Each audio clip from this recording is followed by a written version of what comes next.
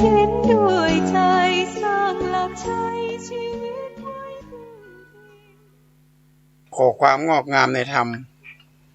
ขององค์พระสัมมาสัมพุทธเจ้าจะมาเกิดในแก่บรรดาท่านสาธุชนพุทธบริษัททุกท่านที่ฟังรายการทานธรรมทางสงบค่ำคืนนี้เป็นวันที่ต้นเดือนพฤศจิกายนปีพุทธศักราช 2567 ซึ่งวันนี้ก็ตรงกับวันศุกร์ขึ้น1 ค่ำเดือนเกียงเหนือขึ้นเดือนเกียงเข้าสู่เดือนเกียงเกียงนี่ไปวัน1เดือน1เดือนเกียงนี่ก็ญาติโยมสาธุชนทุกท่านก็เป็นนั้นที่หูกันว่าเป็นช่วงที่ช่วงระยะเนี้ยเป็นช่วงเขาเรียกว่าการทานการทานกฐินการทานกฐินเนี่ยนะฮะต้องขอประทานโทษด้วยขอประทานโทษด้วยปัจจัยเดือนเกียงเป็นเดือนนี้ละเดือนนี้ขึ้น1 ค่ำเลยขออภัยด้วยตะกี้ว่าเป็นเดือนเกียงเดือนนี้ก็แปลว่า2เป็นเดือนนี่เป็นมัน2นี่เป็นภาษาจีนนะคนจีนเป็นกับเมืองไทยเขาเนี่ยเป็นบ้านปี่เมืองน้องกันต้องขออภัยด้วยมันเดือนวันนี้เดือนนี่มันจะเดือนเกียงเลยเดือนนี่ขึ้น1 ค่ำ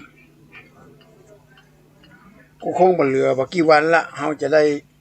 เลื่อนให้15 วันเฮาจะได้ทานกฐินกันจนครบจนค่อยถ้าเกินกว่าวันที่15ไปเนี่ยนะฮะเป็นวันลอยกระทงหลังวันลอยกระทงไปแล้วเนี่ยเขาก็หมดสิทธิ์ที่จะทอดกฐินละ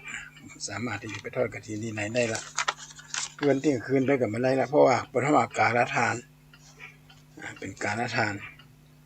นอกจากเป็นการทานแล้วก็ยังเป็นธรรมว่าเปลี่ยนมหากุศลนั้นยิ่งใหญ่การที่ทำบุญถึงการทอดกฐินนะเพราะว่าปีหนึ่งจะได้ทำเฮ็ดเตี้ยบางคนเนี่ยเป็นการทำกฐินเป็นธรรมว่ากฐินจุลกฐินนี่จะเป็นกฐินที่ทำค่อนข้างยากหน่อยมันจะว่า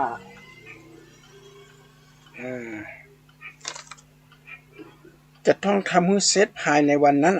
เหมือนในสมัยครั้งพุทธกาลนางวิสาขามหาอุบาสิกาเจ้าฟ้าเจ้าแผ่นดินที่เข้าเฝ้าพระพุทธเจ้าพระสงฆ์มาจากเมืองปาฐานที่เขามากราบพระพุทธเจ้า30 กว่ารูปพระพุทธเจ้าหันพระสงฆ์ผ้าขาดกระหล่องกระแหล่งก็เลยบอกว่าช่วยกันหาผ้ามาให้พระสงฆ์ถวายผ้าหน่อยใครรับได้มั่ง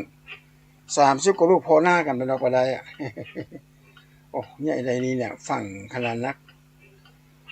ก็ทุกคนนะฮะช่วยกันนางวิสาขาก็เป็นหัวเรี่ยวหัวแรงจัดแจงเอาผ้าเศษอย่างเนี้ยนะติดตัดแล้วมันเหลือเอามาย้อมกันคืนหุ่งจับเบะดีๆมาเหลียสักหน่อยเลยเขาท่าดีเหมือนกันนะการทอดกฐินเป็นมหากุศลนั้นยิ่งใหญ่และเป็นจิตวิทยาของคนโบราณแห่งอย่างหนึ่งก็คือว่างานทอดกฐินสิ่งที่เขาจะได้ก็คือความสมัครสามัคคีกันเป็นน้ำหนึ่งใจเดียวกันเป็นเขาเรียกสัมมาทิฏฐิซึ่งกันและกันพระสงฆ์เพื่อสามัคคีกันนะญาติโยมหลังจากหับกฐินเสร็จเนี่ยจากญาติโยมนี่ก็จะมีการมาสวดอุปโลกสวดญาติสวดยังอยู่อุปโลกกรรมเพราะฉะนั้นก็งานทอดงานเดือนเนี้ยเป็นมหากุศลเป็นมหากุศลและกฐินในวัดนึงจะหับได้ครั้งเดียวนะจะไปหับ2 เดือนได้นะถ้าหับ2 เดือนนี่กฐินนี่เดาะเลยเจ้าอาวาสบ่ได้อานิสงส์สักอย่างคนต่างก็บ่ได้อานิสงส์จะมันก็ดีเด้อมีหลายตนที่มีทอดกฐิน2 ครั้งมีพระสงฆ์ที่บ่ฮู้วินัยพระสงฆ์ที่บ่ฮู้วินัยการทอดกฐินเนี่ยนะมันจะทำให้เฮา ได้เรียนรู้อย่างหลายสิ่งหลายอย่างในตัวของเราเองในตัวของเราเนี่ยเวลาพระสงฆ์เป็นปั่นปอนเนี่ยกาเลททานติวทานยูปัจจัยเขาว่าเป็นการเป็นกาลเทศะตามการตามเวลาหลักออกพรรษาเป็น1 เดือนเต็มเลยจะต้องมีการทอดกฐินกันทีนี้นะลักษณะของวันนี้จะมาอู้ถึงเกี่ยวกับการทำให้ตัวเก่าเจริญรุ่งเรืองตามหลักในทางพุทธศาสนาเวลาเราไปหับกินหับตาเนี่ยเป็นเราดูเจ้าเป็นปันต้นอายุวัตโกท่านวัตโกเขาจะมาเข้าใจดิมันเป็นอะไรอย่างเป็นปันปอนหรือว่าป้อนที่ออกจากปากของพระองค์เนี่ยออกจากปากของพระสงฆ์เนี่ยจะเป็นป้อนที่ศักดิ์สิทธิ์ก็ใจก็เป็นป้อนธรรมดานี่แหละแต่ว่าความศักดิ์สิทธิ์ไม่ได้อยู่ที่การให้ป้อนความศักดิ์สิทธิ์ของ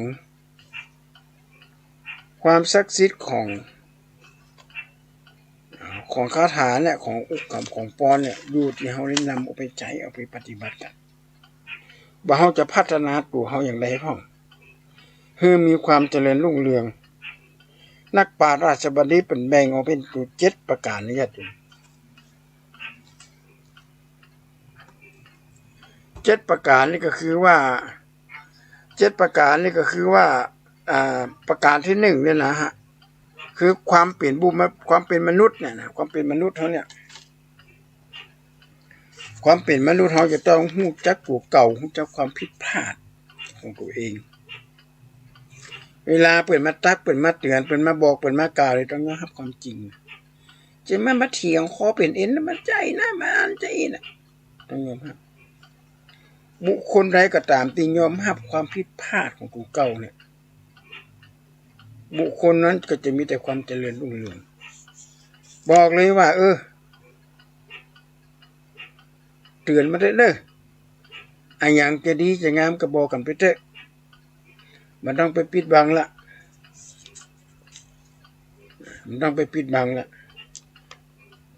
บางอย่างจะดีจะงามก็ช่วยกันตักกันเตือนพวกอย่างปีหู2น้องหู1ปุ่งป้าอาศัยซึ่งกันและกันอันนี้จะเกิดความเจริญรุ่งเรืองแต่ถ้าคณะเดียวกันเนี่ยถ้าหากว่าเฮาเตือนแล้วอีกคนตีหับเตือนหรือคนที่ผิดพลาดนะไม่ผิดพลาดไม่ยอมรับความจริงเนี่ยมันมีหลายคนนะญาติโยมผิดพลาดไปแล้วเอาล้างแก้วเอาแก้วเป็นไปแตกยังไม่ยอมรับเลยมันไม่เจ็ดตัวเก่าอันนี้อาตมามีเคสสตัดดี้โยมคนหนึ่งเอาแก้วอาตมาไปล้างแก้วของหักของห่วงเนาะของเขาเกยใจเอาไปแตกแล้วไม่ยอมรับว่าตัวเองแตกนี่อาตมาก็ไม่ได้โคตรได้เกียรติอย่างนั้นตัวแต่ว่าชอบใจตรงที่ว่า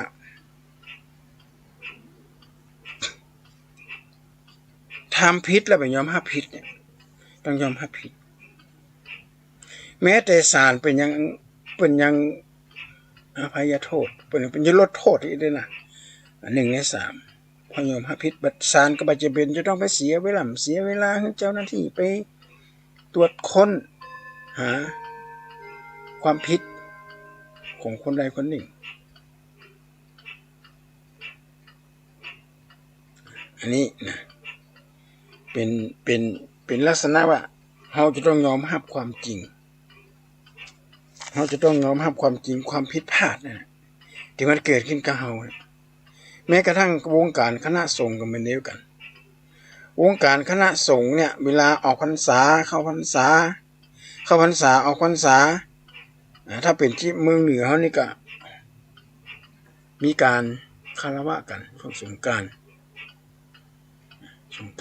เป็นห้องดำหัวคารวะดำหัวในคำนั้นเป็นจะบอกว่าขออันอย่างกายกรรมวจีกรรมที่ข้าพเจ้าได้ล่วงล้ำกำหรือว่าได้ผิดพลาดอย่างก็ตามขอท่านจงอภัยข้าพเจ้าด้วยแต่คนที่นั้นก็บอกว่าบ่เป็นอย่างเฮาก็บ่ได้เฮาก็บ่จะเป็นผู้บริสุทธิ์เฮาก็เป็นผู้เฮาก็ผิดพลาดอยู่นี่เหมือนกันต่างคนอภัยซึ่งกันและกันแล้วมันก็จะดูกันได้อย่างยืดยาวมันเป็นสุขสบายแต่ตรงกันข้ามถ้าหากว่าบ่ยอมรับความจริงเนี่ยอันนี้ปัญหาใหญ่ ข้อที่สองพัฒนาตัวเก่าให้สม่ำเสมอเขามาพัฒนาตัวเก่าเนี่ยมันก็อัปเดตตัวเก่าให้มันสูงสม่ำเสมอพัฒนาจิตใจนะญาติโยมจิตใจให้มั่นคงอยู่ตลอดไม่ใช่ว่าเป็นทาสของขี้ปากของเจ้าบ้านเป็นว่าอย่างน้อยก็โคตรเกลียดมันยอมพัฒนาตัวเก่าอันนี้มีนักนะญาติโยมเนี่ยที่อาตมาตะกี้ว่าอายุวัตตโกธนวัตตโกศิริวัตตโกยศวัตตโกพลวัตตโกนะคือวัฒนะเราเนี่ยเนาะคือการพัฒนาตัวเก่าเนี่ยอย่างนี้อายุยืนนะพัฒนาอายุวัตโกอายุวัตโกธนวัฒนะแปลว่าทรัพย์สมบัติเนี่ยจะได้ให้เป็นคนร่ำคนรวยนะสมมติว่าเดือนนี้ได้รับเงินมาจำนวนก็อันอีบาทแต่จ่ายไปนักว่าโหป้อมเหลือสักบาทจ่ายเกินลิมิตแล้วเดือนหน้าเราจะต้องอัปเดตตัวเก่าด้วยนะว่าต่อไปเดือนหน้า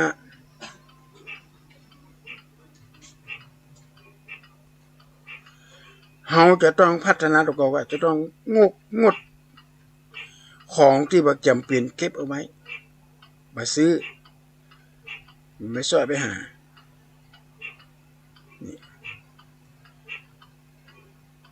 บางคนนี่ประทอดเดือนหนึ่งติดลบญาติโยมติดลบไม่ยอ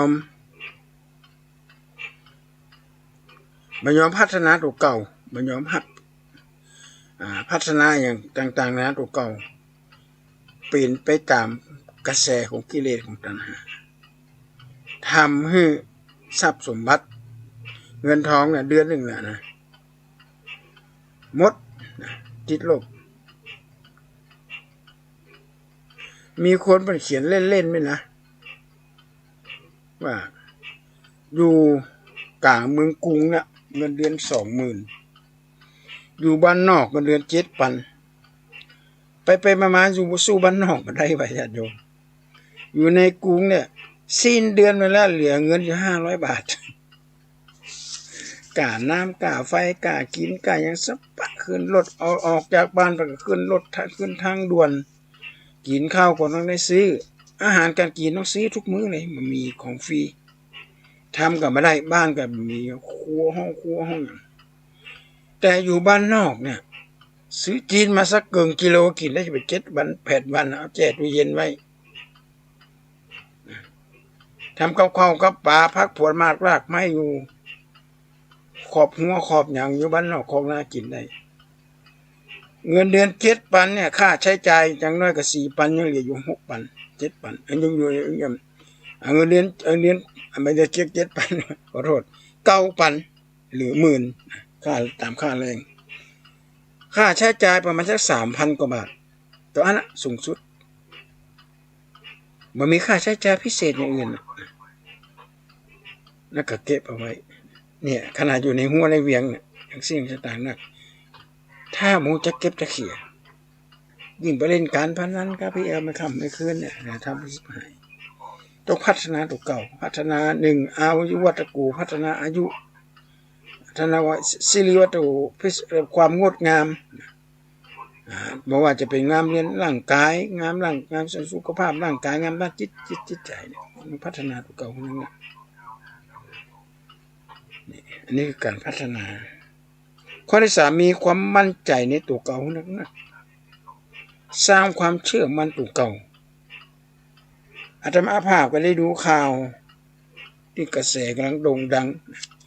ที่เปิดมาโจมตีไสยศาสตร์โจมตีหมอดูโจมตีอย่างต่างๆเหล่านี้อาตมาภาพมองว่า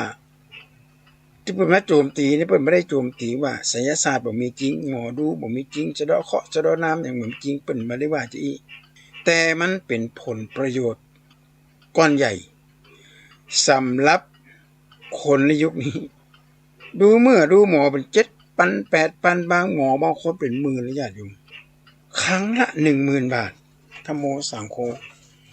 แล้วดูแล้วมันได้อย่างขึ้นมา อันเนี้ยคือผลประโยชน์นะแต่ถ้าถามว่าดูเมื่อดูหมอมันแตกก็โหดแตกอะญาติโยมอันนี้มันไม่ใช่มีของเล่นนะไอ้ของประเภทเนี้ยแต่เปิ้นบ่เอาสตางค์กันสมัยโบราณน่ะโยมป่อโยมวิอาตมาเปิ้นก็เป็นหมอดูเหรอมันเป็นหมอดูพื้นบ้านนะใส่พี่สมาแล้วพี่ตายป่อนะสมัยเป็นอาตมาเป็นละอ่อนน้อยเวลาเราเวลาเปิดบ้านเป็นละอ่อนให้มาค่ำไม่คืนนี่นะเปิ้นก็จะขึ้นไป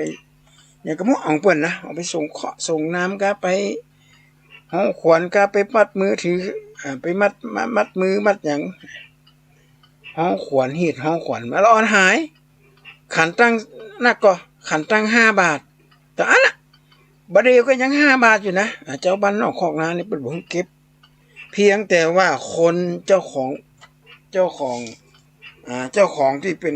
มาขอความช่วยเหลือนะไปจะจ่ายเองเปิ้นจะจ่ายเองเขาถึงเลยว่าที่เปิ้นมาว่าจี้น่ะนะหมายความว่าเปิ้นโจมตีทางด้านกันผลประโยชน์แต่ถามสิ่งเหล่านี้มีกับภูมิปัญญาพื้นบ้านหรอกพระพุทธเจ้าพระนางสิริมหาวิญญาประสูติมาเปิดจะมีพราหมณ์108มาพยากรณ์ทุกคนยก2 นิ้วกันถ้าเปิ้นมาไปบวชก็ต้องได้เป็นศาสดาเอกของโลกมีตนเดียวมีคนนี้มีพราหมณ์ตนเดียวคืออัญญากรยะยกนิ้วเดียวอันนี้ลักษณะของมหาบุรุษเปิ้นหันละนะเปิ้นเฮียนมาเพราะศาสตร์ในของศาสนาพราหมณ์เนี่ย เป็นศาสตร์ที่ละเอียดเป็นศาสตร์ที่ยิ่งใหญ่ละเอียดถ้าเฮามองกันในความเป็นธรรมนะมองกันในความเป็นธรรมคนอินเดียเนี่ยนะคนอินเดียเนี่ยหมู่ฤาษีชีพราหมณ์อย่างเงี้ยนะไปเปิ้นกับพ่อนะเปิ้นกับพ่อดวงพ่ออย่างเฮาผู้ภาษาเปิ้นจ้างแล้วแม่ก็ผ่านล่ามบ่สตางค์บางทีก็คือ10 รูปีก็ประมาณสัก8 บาท9 บาทแต่ว่าฤาษีเปิ้นบ่ฮับบางทีก็ซื้อกล้วยซื้อผลไม้ไปให้เปิ้นเพราะฤาษีนี่ส่วนมากเปิ้นจะบ่กินเนื้อคนอินเดียนี่เปิ้นบ่กินเนื้อแต่ถามว่าเปิ้นพยากรณ์แม่นก็แม่นเปิ้นก็ถืออันนี้คือผลประโยชน์บ่ได้นะผลประโยชน์บ่ได้บ่จะเกี่ยวกับอันหยังสมัยก่อนนี่เป็นคือเปิ้นเราอาศัยหลักของวิทยาศาสตร์ผสมเข้าไปด้วยไอ้นั่นไสยศาสตร์กับวิทยาศาสตร์ผสมผสานกันเข้าไปด้วยอยากจะดูคนลักษณะคนน่ะมันรู้โง่เฮงจะได้ว่าดูผมดูฟันดูผมอย่างว่าผมยาวเนี่ยแสดงว่าคนนี้ได้รับการดูแลด้านสุขภาพร่างกายมันนะอย่างดีสุขภาพร่างกายสมบูรณ์แบบผมก็เลยยาวบ่งบอกถึงความอุดมสมบูรณ์ของร่างกายดูให้ดูที่หางดูนางให้ดูที่แม่ไปพ้องตัดหางมันมีอย่างเหรอแต่หางงัวเนี่ยถ้ามันยาวเนี่ยแสดงหันว่างัวตัวนี้สุขภาพสมบูรณ์ถ้าหางมันหินกระดักเนี่ยแสดงงัวแกดมันมีราคาละอันนี้ตามนะเป็นเล่าไว้นะนี่คือพัฒนากันแล้วคือมีความมั่นคงในตัวเก่าความมั่นคงตัวเก่าคือว่าเชื่อมั่นในตัวเก่าเฮาบ่จะไปหลงเชื่อไสยศาสตร์ต้องไปสะดอกคอนั้นสะดอกคอนี่ไม่ใช่เสี่ยงสตางค์ด้วยอันน่ะสมัยก่อนนี่จะเดินทางจะไปอันอีป่อจะไปไอ้ลูกจะไปกรุงเทพนะอีป่อจะไปหาตุลุงละเอาข้อดอกไม้ไปเหียถ้าเป็นกลางตอนเจ้าก็เอากวะเข้าไปตาลแล้วก็เห็นล่ามจะไปกรุงเทพตุลุงเขียนเตียนมากำลังหาตุลุงก็เขียนก็ว่าคาถาด้วยนี่ตุลุงว่าคาถากระเสคาถาจุดเตียนจุดหยังให้ดีๆเพิ่นก็จะฮื้อศีลฮื้อปอนจะไปนอนรับเหตุรับหายเลยจะอ่านจะจะไปประมาทในชีวิตจะนั่นจะนี่ตุลุงไปจะฮื้อข้อคิดอันนี้ก็บ่ได้มีความผิดอะไรอย่างนะมีความผิดอะไรอย่างแล้วเพิ่นบ่ได้อวดอุตริมนุสธรรมนะแต่ที่มันทะเลาะเบาะแว้งกันนะเรื่องผลประโยชน์ทั้งนั้นนะฮะผลประโยชน์ซับซ้อนผลประโยชน์นี่หลากมากมาย คือความเชื่อมั่นตัวเก่าข้อที่สี่ข้อที่สี่นี่มีความมุ่งมั่นอดทนคือหมายความว่าผู้ที่จะลุล่วงความทุกข์ได้ก็เพราะความเพียรพยายามที่เขาจะบากบั่นต่อสู้นักเอาเบาก็สู้ไม่จะปล่อยปะละเลยปล่อยชีวิตไปตามบุญตามกรรมถ้านี่ไม่ได้ไม่ได้นะมีความมุ่งมั่นกล้าคิดกล้าทำกล้าลงทุนแต่ต้องมีความเชื่อมั่นก่อนนะต้องดูแลให้ดีกันเพราะว่าเรียนให้รู้ดูให้จำทำให้จริงทุกสิ่งก็ย่อมสำเร็จข้อที่ห้าอาจจะต้องประสบความสำเร็จบอกว่าตัวฉันเองต้องประสบผลสำเร็จให้ได้ต้องบอกกระถูกเก่าให้ได้ว่าเขาจะต้องประสบผลสำเร็จอย่างใดอย่างหนึ่งถ้าบอกบ่ได้มันก็บ่ได้ตลอดนะเปิ้นเฮาว่าผีสางตัวกำปากไม่ได้กำก็บ่ได้สองกำก็บ่ได้เนี่ยมันทำให้เกิดความเขาห้องว่ามันแก่น มันแก่นนี่ผีสางตามด้วยคำปากเขาจะต้องมุ่งมั่นว่างานนี้ต้องสำเร็จบ่ว่าจะทำมันยังก็ตามจะต้องเกิดความสำเร็จนี่กระตูเก่าอย่าไปปล่อยปะละเลยไม่ได้ละยิ่งยุคนี้สมัยนี้ญาติโยมสังเกตดูให้ดีกันเปิดห้องไปยุคโซเชียลสมัยก่อนมันจะมีเหรอสมัยนี้นี่เป็นเงินเป็นทองเป็นยังสปะสะเปื้อนนะการศึกษาคือการศึกษาเป็นไปเป็นเพื่อชีวิตเป็นละเราจะต้องมีความมุ่งมั่นกับตัวเก่าในการทำงานมีฉันทะวิริยะจิตตะวิมังสาฉันทะคือความพอใจในสิ่งที่เขาทำพอใจในหน้าที่การงานพอใจในวัยของเขาด้วยพอใจในพละกำลังที่เขาจะทำด้วยฉันทะวิริยะต้องใจความเพียรพยายามแม้แต่สิ่งสาราสัตว์ในญาติโยมมันอยู่ในป่าเนี่ยทำอย่างกับกาเนี่ยเอาน้ำใส่สักเกิงขวดนี่นะสักเกิงโถเนี่ยกานี่มันจะแบบ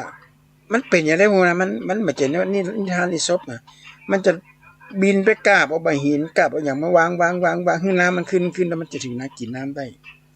อันนี้สัตว์นะญาติโยมมันยังสามารถทำได้ล่ะแล้วมนุษย์เฮาล่ะทำได้ก่อนมนุษย์เขาจะต้องมีความมุ่งมั่นนะบอกก็ถูกเก่าว่าต้องสำเร็จให้ได้ข้อที่6เนี่ยจะต้องมีตื่นแต่เจ้าจะไปนอนลูกขวายไม่ได้การได้งานอย่างละนะตื่นแต่เจ้าเพื่อมาสูดเอาอากาศบริสุทธิ์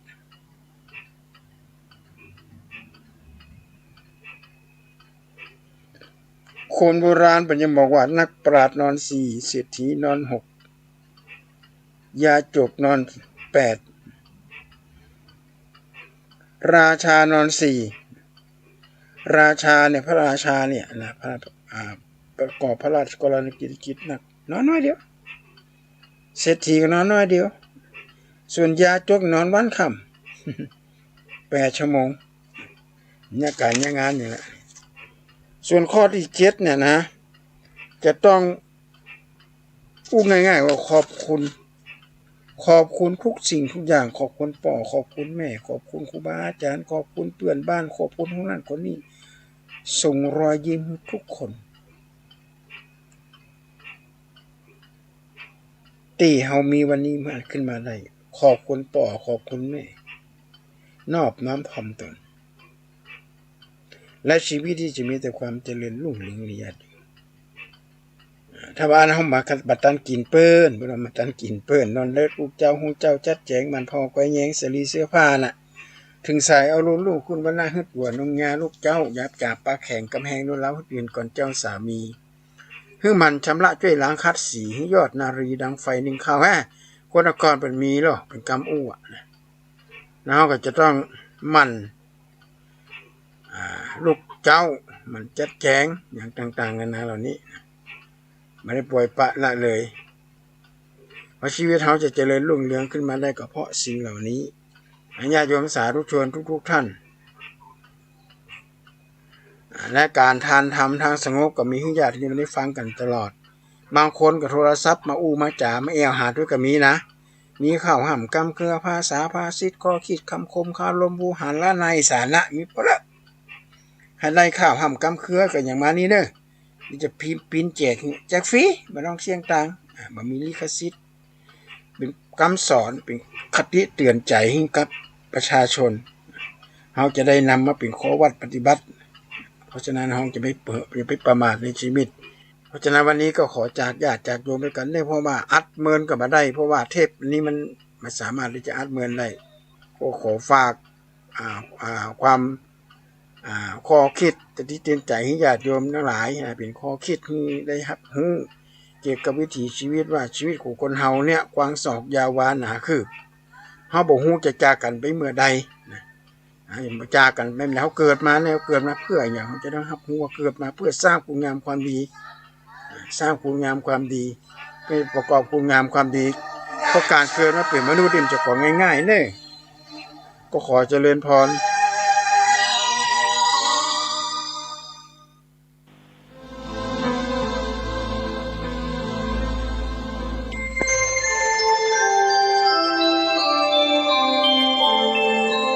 ขณะนี้ท่านกำลังฟังสถานีวิทยุกระจายเสียง FM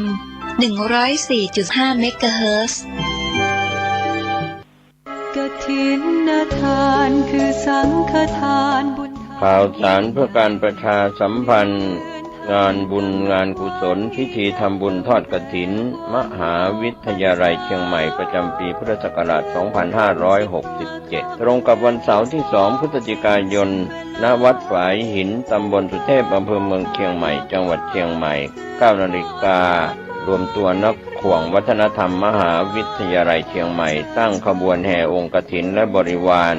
ของมหาวิทยาลัยเชียงใหม่ขบวนแห่องค์กฐินและบริวารจากทุกคณะสถาบันสำนักและส่วนงานต่างๆพร้อมกันชมการแสดงของชมรมพื้นบ้านล้านนาสโมสรนักศึกษามหาวิทยาลัยเชียงใหม่ 9 นาฬิกา 39 นาที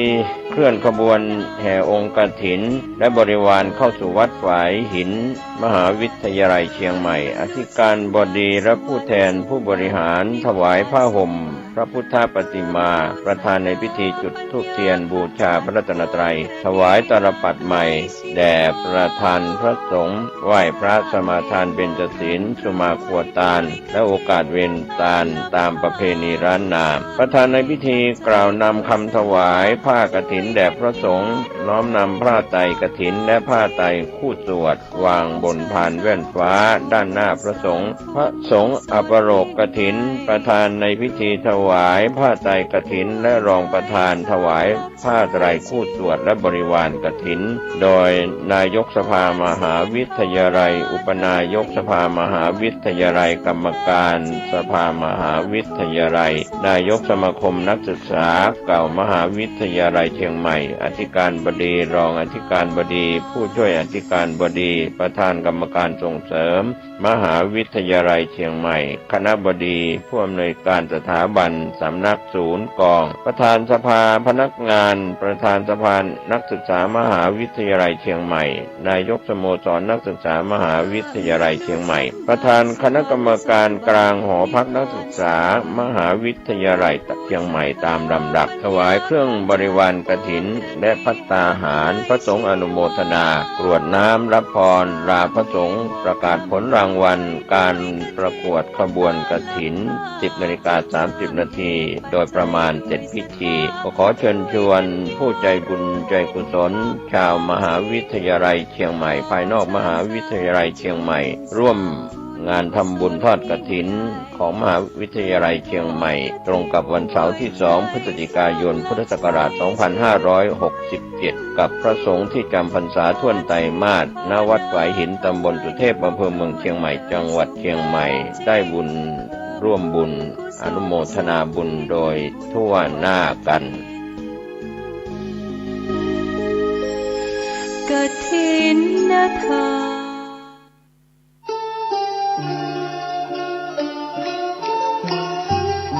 วัดพระสิงห์วรมหาวิหารร่วมกับโรงเรียนธรรมราชศึกษาขอเชิญชวนศรัทธาประชาชนพุทธบริษัททุกท่านร่วมงานและรับเป็นเจ้าภาพตั้งธรรมหลวงเทศมหาชาติเวสสันดรชาดกทั้ง13กันเนื่องในเทศกาลยี่เป่งลอยกระทงเชียงใหม่ในวันอาทิตย์ที่3พฤศจิกายน2567โดยจะเริ่มเทศกันแรกเวลา 7 นาฬิกาจนกระทั่งกันสุดท้ายเวลา 20 นาฬิกาในการนี้ขอเชิญร่วมเป็นเจ้าภาพกันเทศและบูชาพระธรรมเทศนาตามพระคาถาหรือตามกำลังศรัทธาได้ที่สำนักงานวัดพระสิงห์วรมหาวิหาร053-248-604หรือโรงเรียนธรรมราชศึกษา053-277-273ได้ตั้งแต่บัดนี้เป็นต้นไปกฐินทานคือสังฆทานบุญทานยิ่งใหญ่ขอเชิญชวนผู้ใจบุญใจกุศลร่วมเป็นเจ้าภาพทอดถวายกฐินสายสามัคคีสมทบทุนติดตั้งระบบโซล่าร์เซลล์เพื่อผลิตกระแสไฟฟ้าภายในวัดร้องอ้อทอดถวายณวัดร้องอ้อตำบลสันปิเสื้ออำเภอเมืองจังหวัดเชียงใหม่ตรงกับวันอาทิตย์ที่3พฤศจิกายนพุทธศักราช2567ขึ้น3ค่ำเดือนยี่เหนือเวลา 10:19 นาทีเป็นต้นไปก็ขอเชิญชวนท่านแจ้งข่าวร่วมบุญได้ที่พ่อนายเอียนไวนกเอี้ยงผู้อำนวยการน้อยสุกัญญาใหญ่วงศ์คุณพ่อสุจริตบุญทริกและคุณแม่นายเขาเดียพ่อหลวงสว่างธาตุอินจันทร์ประธานเครือข่ายกองทุนแม่ของแผ่นดินจังหวัดเชียงใหม่และภาคเหนือตอนบนก็เป็นงานบุญงานกุศลร่วมเป็นเจ้าภาพทอดถวายกฐินสายสามัคคีของพระสงฆ์ที่จำพรรษาท่วนไตรมาสของวัดร้องอ้อตำบลสันปิเสื้ออำเภอเมืองเชียงใหม่จังหวัดเชียงใหม่อาทิตย์ที่3พฤศจิกายน2567ได้บุญได้กุศลโดยทั่วหน้ากันขอเชิญสาธุชนสร้างบุญกุศลยิ่งใหญ่ร่วมทอดกฐินด้วยใจสร้างหลักชัยชีวิตไว้พึ่ง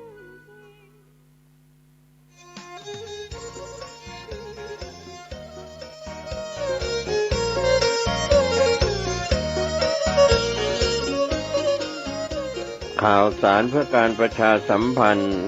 ขอเชิญชวนศรัทธานักศีลนักบุญทั้งหลายร่วมทำบุญตักบาตรน้อมมุทิตารำลึกครูบาเจ้าศรีวิชัยครบรอบ90ปีพิธีลงจอบแรกการสร้างทางขึ้นดอยสุเทพตำบลสุเทพอำเภอเมืองเชียงใหม่จังหวัดเชียงใหม่ณลานอนุสาวรีย์ครูบาเจ้าศรีวิชัยตำบลสุเทพอำเภอเมืองเชียงใหม่จังหวัดเชียงใหม่เสาร์ที่9พฤศจิกายนพุทธศักราช2567ช่วงเช้า 6:09 นาทีศรัทธาประชาชนพร้อมกันณลานอนุสาวรีย์ครูบาเจ้าศรีวิชัย 6:19 นาทีประธานโดยท่านผู้ว่าราชการจังหวัดเชียงใหม่ถวายเครื่องสักการะครูบาเจ้าศรีวิชัยถวายเครื่องสักการะเจ้าแก้วนวรัตน์พระครูปัญญาสังฆการผู้ช่วยเจ้าอาวาสวัดศรีโสดาพระรามหลวงนำกล่าวทำถวายเครื่องสักการะบูชาครูบาเจ้าศรีวิชัยพร้อมโยงข้าวบาตร 6:29 นาทีพิธีทำบุญตักบาตรรำลึกมุทิตาครูบาเจ้าศรีวิชัยมีพระภิกษุสามเณรในพิธี219รูป 7:29 นาทีประธานในพิธีโดยผู้ว่าราชการจังหวัดเชียงใหม่จุดธูปเทียนบูชาพระรัตนตรัยไหว้พระสมาทานเบญจศีลอาราธนาพระปริตรพระสงฆ์เจริญพระพุทธมนต์ประธานฝ่ายคฤหัสถ์โดยผู้ว่าราชการจังหวัดเชียงใหม่กล่าวพบปะประชาชน หลังจากประธานสงฆ์กล่าวสัมโมทนียกถาเทิดเกียรติคุณครูบาเจ้าศรีวิชัยและผู้ว่าราชการจังหวัดเชียงใหม่กล่าวพบปะประชาชนที่ไปร่วมในพิธีกล่าวคำถวายภัตตาหารถวายเครื่องทายทานพระสงฆ์อนุโมทนาแผ่เมตตาวันพาเป็นเสร็จพิธีถวายภัตตาหารเช้าแด่พระภิกษุสงฆ์ณลานอนุสาวรีย์ครูบาเจ้าศรีวิชัยหลังจากนั้น 9 นาฬิกาก็มีพิธีเปิดโครงการสักการะครูบารักษาห้วยแก้วโดยผู้ว่าราชการจังหวัดเชียงใหม่ประธานกล่าวเปิดโครงการโดยผู้อำนวยการสำนักงานคุมประพฤติจังหวัดเชียงใหม่กล่าวรายงานวัตถุประสงค์ของโครงการสักการะบูชารักษาห้วยแก้วผู้ว่าราชการจังหวัดเชียงใหม่กล่าวให้โอวาทสมาชิกผู้ถูกคุมของจังหวัดเชียงใหม่อาสาสมัครคุมประพฤติจังหวัดเชียงใหม่นำสมาชิกผู้ถูกคุมจำนวน60 คนออกบริการสังคมพัฒนาทำความสะอาดรอบอนุสาวรีย์ครูบาเจ้าศรีวิชัยและนำตกห้วยแก้วตามโครงการสักการะครูบารักษาห้วยแก้วเป็นเสร็จพิธีก็เป็นงานอันสำคัญงานทำบุญตักบาตรน้อมมุทิตารำลึกครูบาเจ้าศรีวิชัยครบรอบ90 ปีพิธีลงจอบแรกสร้างทางขึ้นดอยสุเทพปีนี้จัดงานเสาร์ที่ 9 พฤศจิกายน พุทธศักราช 2567 ช่วงเช้า 6 นาฬิกาเป็นต้นไปขอเชิญชวนผู้ใจบุญและผู้ที่จะได้น้อมรำลึกนึกถึงครูบาเจ้าศรีวิชัยทั้งคนเชียงใหม่และนักท่องเที่ยวที่เดินทางมาในพื้นที่จังหวัดเชียงใหม่เสาร์ที่ 9 พฤศจิกายนช่วงเช้า 6 นาฬิการ่วมงานนี้ได้บุญได้ความดีได้ความสุขใจโดยทั่วหน้ากันตามครูบาเจ้าฟันบากถากทางต้นไม้แดงไม้เป่าห้อมห้อยภูเขาเป็นเขตเป็นแดน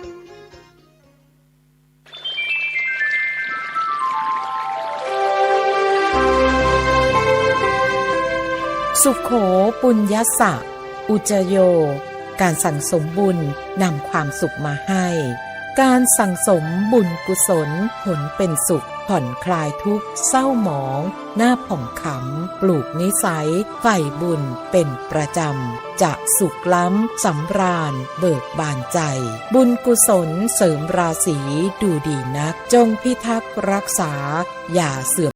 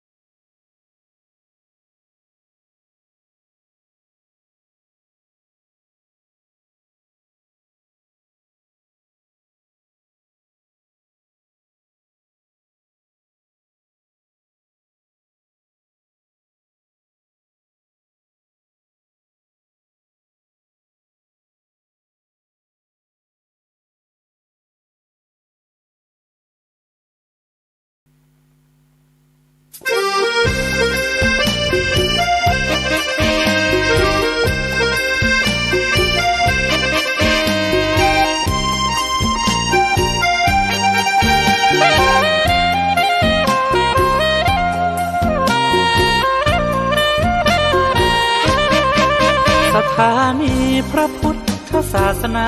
ฝากเสียงลอยมาบอกบรรดาญาติโยมที่มีใจใช้ธรรมฉโลมที่มีใจใช้เพลงฉโลมบอกบรรดาญาติโยมให้ฟังคลื่นนี้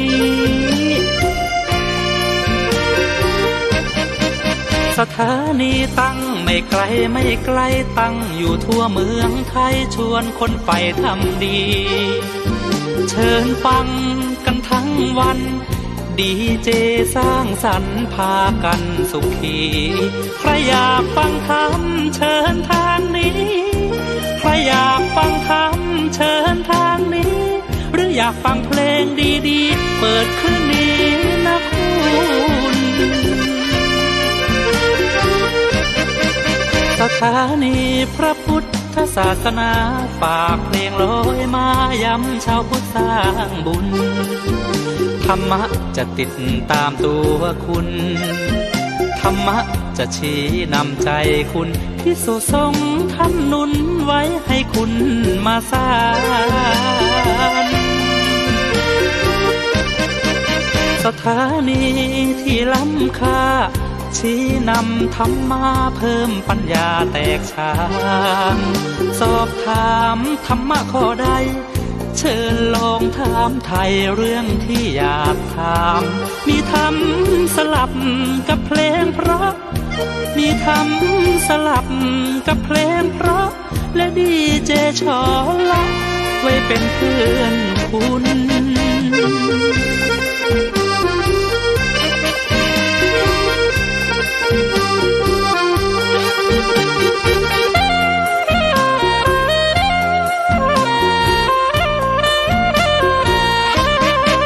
สถานีที่ล้ำค่าชี้นำธรรมะเพิ่มปัญญาแตกฉานสอบถามธรรมะข้อใด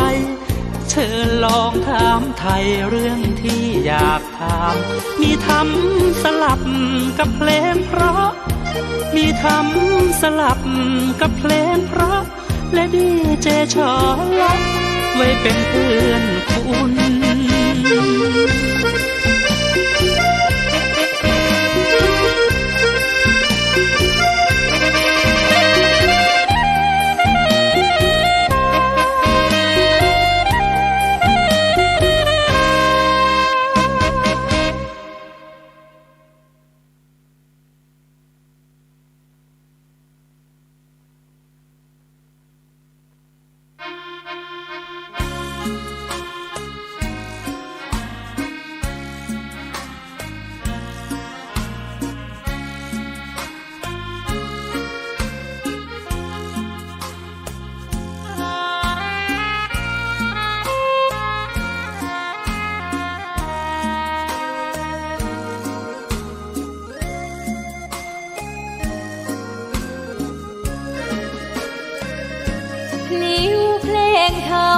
ถูกถ้อยคำเข้าถึงจิตใจ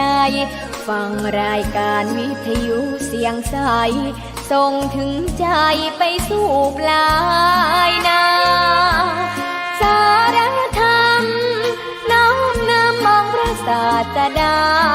บอกผู้คนทั่วลาหันมาเข้าวัดฟังธรรม